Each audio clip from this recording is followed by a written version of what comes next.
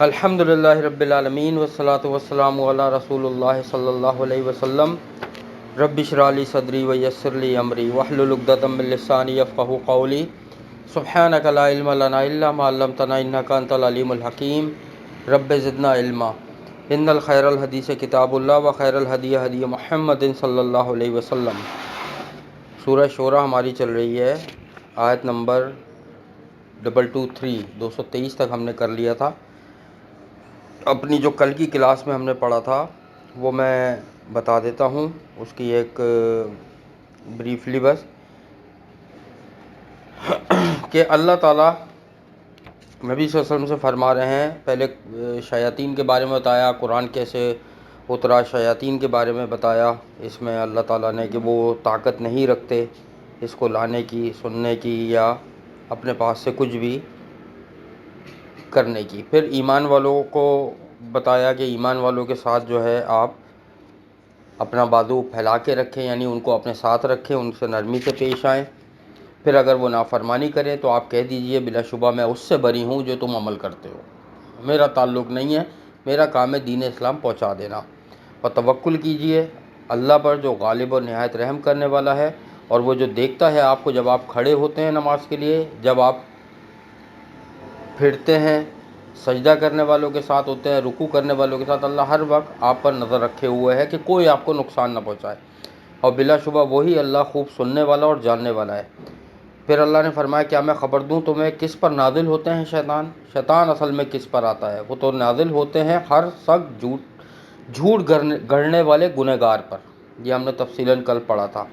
اور وہ لگاتے ہیں اپنے کان شیطانوں کی طرف، اور ان کے اکثر لوگ جھوٹے ہیں، یہ جو کاہن ہوتے ہیں، جو ادھر ادھر کی سن کے بتا دیتے ہیں یہ تیرے ساتھ ہوا، تیرا رشتہ دار تھا، تیرے بھائی نے کچھ کیا ہے، تیری بہن نے کچھ کیا ہے، تیری فلاں رشتہ دار نے، یہ سب جھوٹ ہوتا ہے، ٹھیک ہے۔ ایک دوسرے کے خلاف شیطان جو ہے رشتہ داروں میں پھڈے کروا رہا ہوتا ہے، کیونکہ شیطان کا پسندیدہ کام ہے میاں بیوی میں جدائی ڈالنا، رشتہ داروں میں جدائی ڈالنا، بھائی بہنوں میں جدائی ڈالنا، یہ اس کا پسندیدہ کام ہے۔ اور اللہ تعالیٰ کا محبوب ترین کاموں میں اس کا شمار بھی ہے کہ صلح رحمی کرے آدمی، پڑوسیوں سے، رشتہ داروں سے، بہن بھائیوں سے، والدین سے، ٹھیک ہے۔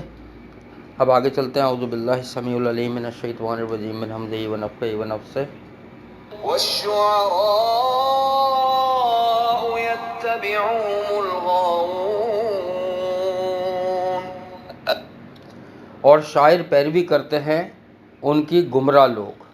اب یہاں پہ شاعر کا ذکر ہے کہ شاعر جو ہے وہ پیروی کرتے ہیں گمراہ لوگ۔ شاعر جو ہوتے ہیں وہ زیادہ تر گمراہ ہوتے ہیں۔ یہ آیت کیوں آئی؟ یاد ہے نبی صلی اللہ علیہ وسلم پر الزام لگایا تھا مشرکین مکہ نے، کبھی کچھ کہتے تھے، کبھی جادوگر، کبھی کچھ دیوانہ، اور پھر ایک الزام یہ بھی تھا کہ یہ تو شاعر ہے، یہ تو وہ زبان قرآن کی پڑھتا ہے کہ جو شاعرانہ زبان ہے۔ تو اللہ تعالیٰ نے فرمایا کہ اور شاعر تو پیروی کرتے ہیں ان کی گمراہ لوگوں کی، شاعر تو خود گمراہ ہوتے ہیں، کیوں؟ چلو آگے چلتے ہیں، اس کی تفصیلاً بتاتا ہوں انشاءاللہ۔ ألم تر أنهم في كل واد يهيمون، اور کیا نہیں آپ نے دیکھا کہ بلا شبہ وہ خیال کی ہر وادی میں سرگرداں پھرتے ہیں؟ یعنی کہ شاعر کو آپ نے نہیں دیکھا کہ وہ تو ایسے ہوتے ہیں مست ملنگ ٹائپ کے، کہ جو شعر و شاعری کرتے ہیں ایک ایک خیال پہ، ایک ایک چیز پہ کئی کئی شعر، ان کو اس سے مطلب نہیں ہوتا اس میں توحید ہے یا ظلم ہے یا کیا ہے۔ شعر و شاعری کو اسلام میں برا سمجھا گیا ہے۔ ایک شخص نبی صلی اللہ علیہ وسلم کے سامنے شعر پڑھ رہا تھا، نبی صلی اللہ علیہ وسلم نے صحابہ کرام سے کہا تھا پکڑو اس کو، اس کے پیٹ میں پیپ بھر دو، یہ اس سے بہتر ہے کہ اس کے پیٹ میں اشعار بھرے ہوئے۔ پیپ جو زخم سڑ جاتا ہے نا، اس کے اندر پیپ پڑ جاتی ہے، پس پڑ جاتا ہے، تو نبی صلی اللہ علیہ وسلم نے فرمایا اس کے پیٹ کے اندر پیپ بھر دو، اس سے بہتر ہے جو اشعار بھرے ہوئے۔ صحیح ہے؟ تو کہنے کا مقصد یہ شعر و شاعری کو برا تصور کیا گیا ہے کہ شاعر گمراہ ہوتے ہیں، لیکن ایک چیز ذہن میں رکھو کہ جو اچھے شعر ہیں، توحید والے شعر ہیں، قرآن کے اللہ کے ذکر والے شعر ہیں، اس میں کوئی ممانعت نہیں ہے کہ وہ انسان پڑھ سکتا ہے، دوسروں کے سامنے بتا سکتا ہے، لکھ سکتا ہے، آگے پہنچا سکتا ہے۔ جیسے حسان رضی اللہ تعالیٰ عنہ نبی صلی اللہ علیہ وسلم کی تعریف بیان کیا کرتے تھے شعر و شاعری میں، اور نبی صلی اللہ علیہ وسلم ان سے فرماتے تھے کہ جبریل تیری مدد کرتا ہے، تو میری تعریف کیا کر کافروں کے سامنے۔ ان کو پسند نہیں آتی تھی کافروں کو جب وہ تعریف کرتے تھے، اور وہ شعر اتنے شاندار نبی صلی اللہ علیہ وسلم کی تعریف میں بیان کرتے تھے کہ کافر چپ ہو جاتے تھے۔ پھر اسی طریقے سے اگر اٹھا کے دیکھو کہ جو اللہ کے ذکر والے شعر ہیں، یا جس میں ایسا کلام ہے کہ جو بندہ توحید کی طرف آئے، ان شعروں کو اچھا تصور کیا گیا ہے۔ لیکن جو شعر و شاعری عشقیہ، جو شعر و شاعری غم، خیالات یا تنہائی یا اس طرح کی جتنی بھی چیزیں ہیں، زندگی اور حالات اور یہ اور وہ اور ان سب کو برا تصور کیا گیا ہے۔ تو یاد رکھو وہ حدیث نبی صلی اللہ علیہ وسلم کی کہ اس کے پیٹ میں پیپ بھر دو، اس سے بہتر ہے کہ جو اس کے پیٹ میں یہ شعر بھرے ہوئے ہیں۔ ٹھیک ہے، تو یہ ہے اس کی تفصیل۔ آگے چلتے ہیں انشاءاللہ۔ وَأَنَّهُمْ يَقُولُونَ مَا لَا يَفْعَلُونَ، اور بلا شبہ وہ کہتے ہیں وہ جو وہ خود نہیں کرتے۔ شاعر وہ کلام کہتا ہے جو خود نہیں کرتا، وہ اکثر لوگ جھوٹے ہوتے ہیں اس میں۔ دیکھو نا ہمارے یہاں شاعروں کو کس قدر پذیرائی حاصل ہے، عشقیہ شاعری اور پتہ نہیں کیا کیا کتابیں پوری لکھی، بے انتہا کالج میں یونیورسٹیز میں چل رہی ہیں، ایک جنریشن کو گمراہ کر دیا، اور کوئی حاصل وصول نہیں ہے۔ یہ شاعر کا کلام تھوڑی ہے۔ اللہ تعالیٰ نے آگے پڑھو گے، آگے 30ویں پارے میں ہے کہ یہ شاعر کا کلام نہیں، اللہ نے قرآن پہ الزام تھا، یہ شاعرانہ کلام ہے۔ کیوں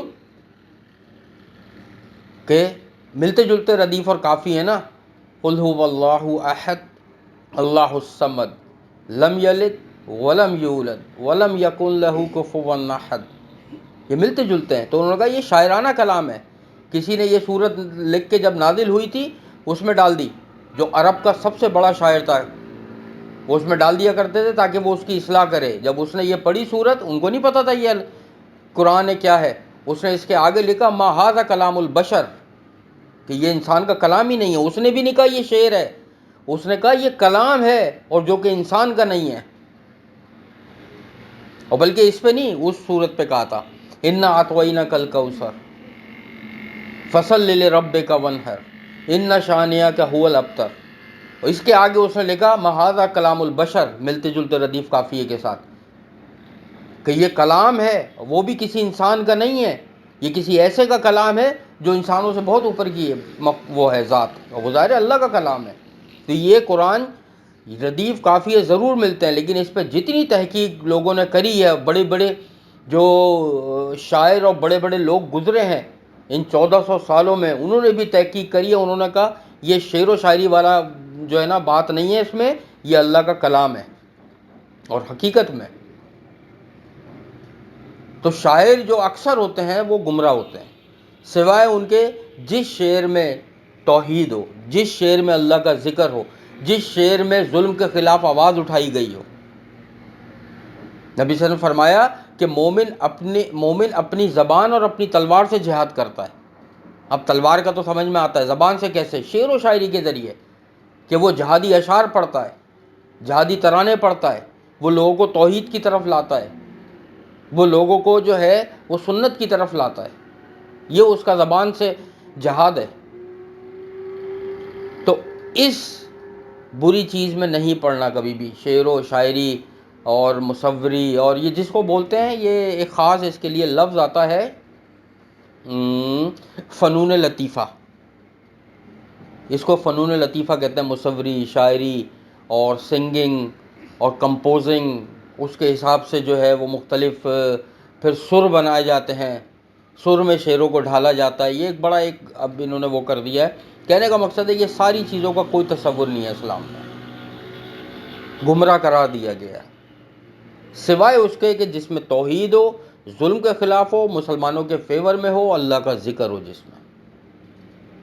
ٹھیک ہے، آگے چلتے ہیں انشاءاللہ۔ إِلَّا الَّذِينَ آمَنُوا وَعَمِلُوا الصَّالِحَاتِ وَذَكَرُوا اللَّهَ كَثِيرًا وَانتَصَرُوا مِن بَعْدِ مَا ظُلِمُوا وَسَيَعْلَمُ الَّذِينَ ظَلَمُوا أَيَّ مُنقَلَبٍ يَنقَلِبُونَ۔ یہ اس صورت کی آخری آیت ہے، سورہ شورى کی۔ اللہ فرما رہے ہیں مگر وہ لوگ جو ایمان لائے اور انہوں نے عمل کیے نیک، اور انہوں نے یاد کیا اللہ کو بہت زیادہ، اور انہوں نے بدلہ لیا اس کے بعد کہ وہ ظلم کیے گئے تھے۔ اب اللہ فرما رہے ہیں کہ جو ایمان لائے، نیک عمل کیے، آمنوا وعاملوا الصالحات، کہ جو ایمان کے ساتھ نیک عمل کی شرط ہے۔ میں نے بتا دیا تھا کہ جب صفا پہاڑی پر نبی صلی اللہ علیہ وسلم کھڑے ہوئے اور لوگوں کو بلایا تو یہی پیغام دیا تھا کہ دیکھو نیک عمل کر لو، میں تمہارے کسی کام نہیں آؤں گا۔ جنہوں نے نیک عمل کیے، اللہ کو یاد کیا، اور کثیراً بہت زیادہ یاد کیا، اور اللہ کو اتنا یاد کرنا چاہیے کہ لوگ دیوانہ کہنے لگیں کہ یہ اللہ کو کتنا یاد کرتا ہے۔ نبی صلی اللہ علیہ وسلم کی زبان ہر وقت اللہ کے ذکر سے تر رہتی تھی، ہر وقت اللہ کا ذکر، کوئی کام ہوتا تھا اللہ کا ذکر، کوئی بات ہوتی تھی صحابہ کرام، اور یہی محدثین تابعین تبع تابعین میں تھا، ایک دوسرے سے باتیں بھی کرتے تھے نا تو حدیث اور قرآن کی زبان میں، وہ کچھ کہتے تھے قرآن کی آیت سناتے تھے، وہاں سے دوسری وہ قرآن کی آیت، یہ قرآن کی آیت، انہوں نے ایک حدیث سنائی، انہوں نے ایک حدیث سنائی، مطلب ایک دوسرے سے بات چیت جاری ہے۔ اتنا زیادہ قرآن اور حدیث پڑھتے تھے وہ لوگ، یاد رکھتے تھے کہ قرآن اور حدیث کی زبان میں باتیں ہوتی تھیں، بہت کم اپنے الفاظ استعمال کرتے تھے، اتنا ذکر کرتے تھے اللہ کا۔ اور انہوں نے بدلہ لیا اس کے بعد کہ وہ ظلم کیے گئے۔ ظلم کے بعد بدلہ لینا اتنا ہی جتنا کہ ظالم ظلم کرے، حد سے نہیں بڑھنا ہے، ٹھیک ہے۔ اور کسی کے سامنے حق کی بات کہنا، یہ بھی ظلم کے خلاف آواز اٹھانا ہے۔ کوئی کسی کے ساتھ زیادتی کر رہا ہے تو آپ حق کی بات بولو، ٹھیک ہے، کہ اس کا ساتھ دو۔ اور ان قریب وہ جان لیں گے جنہوں نے ظلم کیا کون سی جگہ لوٹنے کی خوفناک ہے جہاں وہ لوٹیں گے، یعنی کہ اللہ فرما رہا ہے کون سی جگہ خوفناک ہے، ان قریب جان لیں گے۔ ان قریب کا مطلب ہے قیامت والے دن، جو ان قریب ہے، قریب ہی آنے والی ہے، ہر ایک کو پتہ لگ جائے گا کون کیا عمل کر رہا ہے۔ تو خالص سمجھو کہ توحید اصل چیز ہے، چاہے آپ شعر و شاعری کی زبان میں آؤ، چاہے آپ رائٹر ہو، چاہے آپ کمپوزر ہو، چاہے آپ کوئی بھی ہو، اصل چیز ہے توحید۔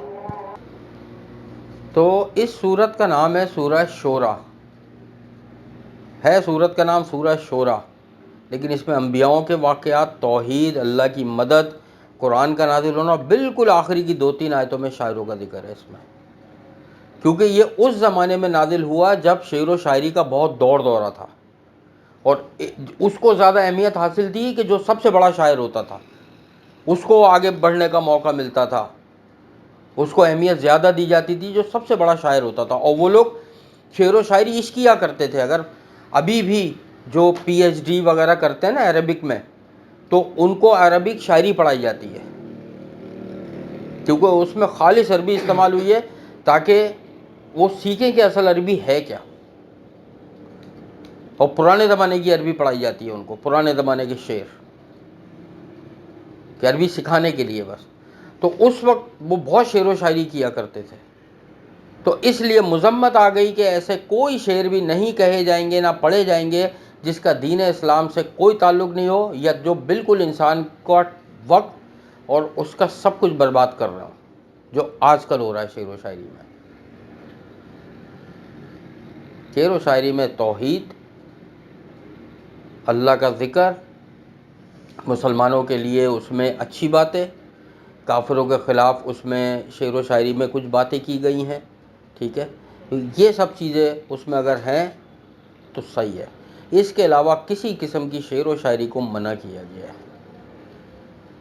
اس کے ساتھ مجھے ایک اور بھی حدیث آئی تھی، وہ بھی میں چاہتا ہوں کہ تم لوگوں کو سنا دوں، حالانکہ اس کا تعلق نہیں ہے اس ٹاپک سے، لیکن جیسے وہ حدیث ہم نے ابھی پڑھی نا کہ صحیح مسلم کی جو حدیث ہے کہ اس کے پیٹ میں پیپ بھر دو، اس سے بہتر ہے کہ اس کے پیٹ میں اشعار بھرے ہوں۔ اسی طریقے سے نبی صلی اللہ علیہ وسلم کی ایک اور حدیث بھی ہے۔ وہ کیا حدیث ہے کہ نبی صلی اللہ علیہ وسلم نے فرمایا کہ کوئی مرد بازار میں اگر عورت سے ٹکراتا ہے، اس سے بہتر یہ ہے کہ اس کے سر میں کیل ٹھوک دی جائے، ایک کیل رکھ کے اس کے سر میں ٹھوک دی جائے، اس سے بہتر ہے کہ وہ کسی سے ٹکرا رہا ہے۔ مطلب یہ وہ فرمان ہے نبی صلی اللہ علیہ وسلم کے جو ہمیں سوچنا چاہیے، کہ وہ پورا دین ہمیں سمجھا کے چلے گئے، اور اللہ تعالیٰ نے نبی صلی اللہ علیہ وسلم فرما دیا کہ آپ بری الزماں ہیں، اب آپ نے اپنا پیغام پہنچا دیا لوگوں تک، جو عمل نہیں کرتا اب وہ خود ذمہ دار ہے۔ لست علیہم بمسیطر، نبی صلی اللہ علیہ وسلم سے اللہ تعالیٰ نے فرما دیا اس آیت میں کہ اب آپ ذمہ دار نہیں ہیں، اب جو بھی کرے گا وہ خود ذمہ دار ہوگا۔ تو سورہ شورى ہماری الحمدللہ مکمل ہوئی۔ اللہ تعالیٰ سے دعا ہے کہ جو اللہ تعالیٰ اس صورت میں ہمیں سمجھانا چاہ رہا ہے، ہماری زندگیاں اللہ تعالیٰ اسی حساب سے بنا دے اور ہم سے وہ عمل کروائے جو اللہ اپنی بارگاہ میں قبول کرے۔ ہمارے گھروں میں، ہمارے رزق میں، ہمارے علم میں، ہمارے عمل میں اللہ تعالیٰ بے حساب برکت عطا فرمائے۔ ہم سب کی تمام مشکلات، پریشانیوں اور بیماریوں کو اللہ تعالیٰ دور فرمائے۔ یہ جو آنکھوں کی وبا چل رہی ہے، اللہ تعالیٰ سے دعا ہے کہ اللہ تعالیٰ اس وبا کو ختم کر دے، اور جو لوگ اس میں مبتلا ہیں اللہ تعالیٰ سب کو بہترین صحت کاملہ عاجلہ عطا فرما دے۔ ہمارے کاروباروں میں، ہمارے رزق میں، ہماری نوکریوں میں اللہ تعالیٰ بے حساب برکت عطا فرمائے، اور اس کی جو بھی مشکلات، پریشانیاں ہیں اللہ تعالیٰ دور فرمائے۔ جس طرح اللہ نے دنیا میں ہم سب کو قرآن پاک پڑھنے کے لیے جمع فرمایا ہے، قیامت والے دن اور جنت الفردوس میں بھی اللہ ہمیں اسی طریقے سے جمع فرما دے۔ آخرت میں ہمارا حساب کتاب انبیاء، شہداء، صدیقین اور سلف صالحین کے ساتھ فرما دے۔ ہمیں نبی صلی اللہ علیہ وسلم کا ساتھ، ان کی شفاعت اور ان کے ہاتھوں سے آب کوثر نصیب فرما دے۔ ہم سب کو ان 70,000 لوگوں میں شامل فرما دے جو بغیر حساب کتاب کے اللہ کی رحمت سے جنت الفردوس میں جائیں گے۔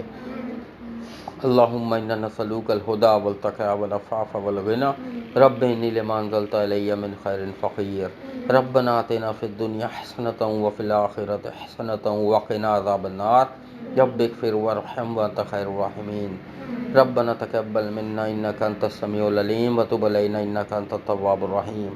سبحان اللہ عما یصفون وسلام علی المرسلین والحمد للہ رب العالمین۔ سبحانک اللہم وبحمدک، نشہد ان لا الہ الا انت، نستغفرک ونتوب الیک۔ السلام علیکم ورحمۃ اللہ وبرکاتہ۔